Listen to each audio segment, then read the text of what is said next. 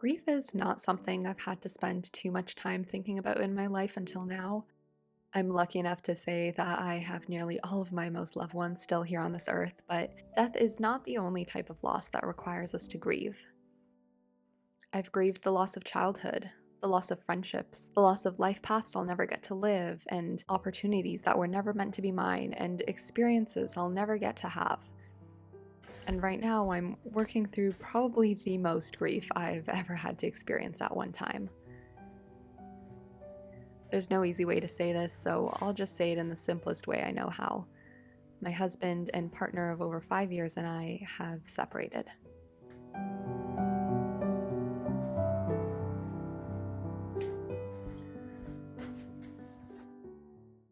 Over the last 6 months, pretty much my entire life has fallen apart piece by piece. The one exception to that is work, which I'm very grateful that that has stayed stable and steady, which was not the case for most of my 20s, but it is the case now, so that I feel really good about. But almost everything else in my life has changed. Not only have I gone through a major breakup, but also I've had to come to terms with saying goodbye to Cookie, our dog that we had for the last, year and a half or so. She's not going to be staying with me. I'll obviously visit her and stuff, but that has been really challenging. And also moving, not just houses, but also moving cities back to the city that I grew up in, and it's just a lot. It's just a lot to deal with. It feels like all of these changes have happened really quickly, even though it's been like months and months. But in the grand scheme of things, it just feels like everything happened in the blink of an eye. And the changes don't end here. I moved back in with my parents at 30, and obviously that is not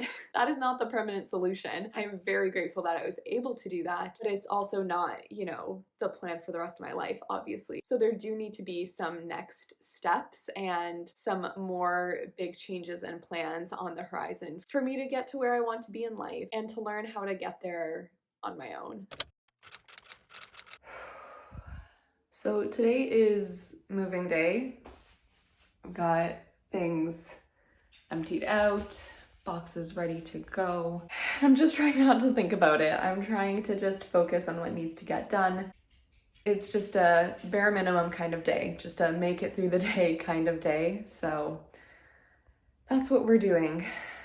Interestingly enough, the exact same day that I was doing, my big move of bringing most of my stuff over from my old house to here at my parents' was also the exact same day that I hit 1,000 subscribers here on YouTube, which, by the way, huge thank you to all of you who have been watching and subscribing and supporting me. I appreciate you so, so, so much. I just found it interesting how the timing of the universe works. That was obviously a really emotional day for me, but also I couldn't help but feel like hitting this milestone on the exact same day was also a bit of a sign of support and of knowing that I'm on the right path and that this move, literally and figuratively, is going to help me get to where I really want to be in life. It also happened to be a new moon that day. It was also Chinese New Year. It just felt like a moment of change and of fresh starts all around, and I just think it's interesting how everything just kind of worked out that way. Despite all these sadness and emotions that come along with a major life event like this, there's also been a lot of hope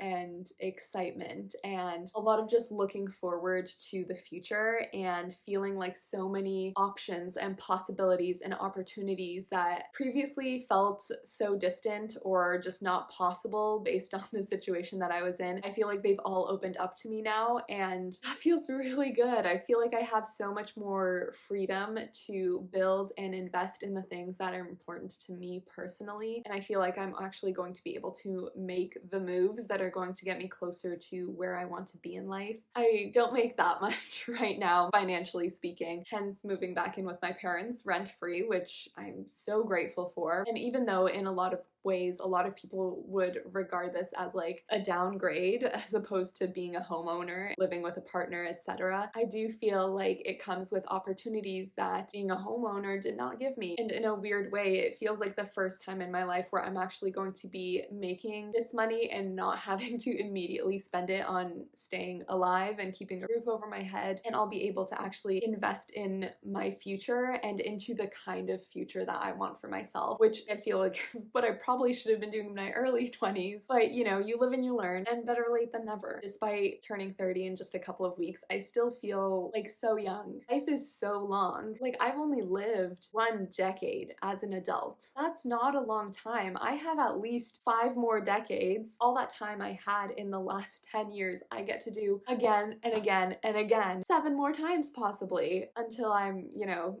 out of here. And that's so much time. And so despite this not being the societally correct timeline, I still feel really hopeful about the future and what I can achieve in this lifetime. Even more so now actually than I did, you know, a year or two ago. Anyways, all that to say that there's a lot to look forward to, and that starts with having a space that is truly purely mine. It's just my 1 bedroom. My room still has the same bones as it did in high school. Same wall color, same drapes and light fixtures, and I really like it, so I didn't really have to prepare much aside from patching some holes. I also wanted to paint the inside of my closet just because it was like this weird faded yellow that is probably the original paint from when they first built the house in like the 90s, so I gave that a bit of a refresh. We have brought in just a few pieces of furniture, mattress, desk, and I think I have my general layout, at least the starting layout, planned out.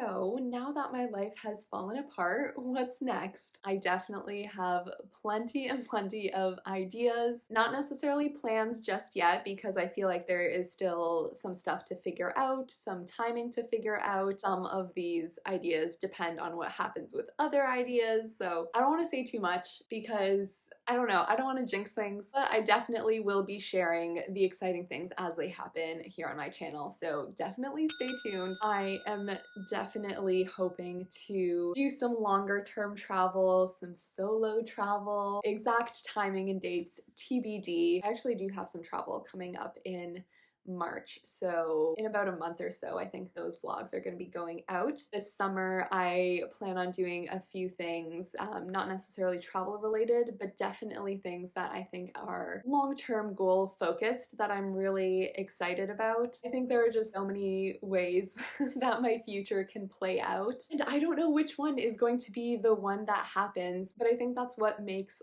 life so exciting, is that if you could plan everything out and you knew every step of the way and you knew what exactly you were going to be doing over the next 5 or 10 years, there's different people out there. So, you know, based on your personality, maybe you like that, maybe that's comforting or whatever, but for me, that feels kind of boring. So, you know, we'll see. There are a couple of main things I am thinking about and working towards. I truly can say, like, I have no idea where I'm going to be 3 years from now. Like, no clue.